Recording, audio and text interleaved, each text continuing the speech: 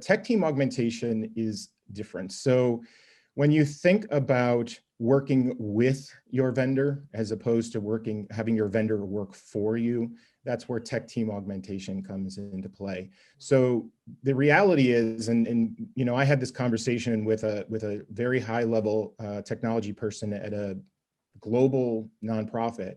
They said, no matter how big your nonprofit is, you're technology rich and resource poor. And what they meant by that was that the technology is really easy to get, especially for nonprofits. Like you can get the Salesforce nonprofit cloud for free, but the reality is that it's never for free, because the amount of knowledge that you need to have, the amount of effort it takes to configure, to maintain, to make the business processes around it, and to provide the support to staff for adoption and lifecycle management is prohibitive.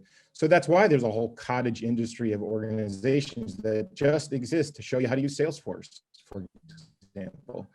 And so it's really important that you have that partner that is technology agnostic, meaning that they don't have skin in the game for selling licenses or pushing a particular product or technology, that they're there actually to be the client side advocate when it comes to technology, to fill the gaps, to provide expertise that is very difficult to have in-house, and to actually be a voice within the organization that doesn't have sort of skin in the game in one particular outcome, and can really advocate and focus on success of the organization through technology. Because the reality is, you're not going to separate those considerations anymore. You're going to have to be thinking about technology as you're thinking of everything else, and even more so now in the world of COVID and post-COVID. We're not going back to the old way.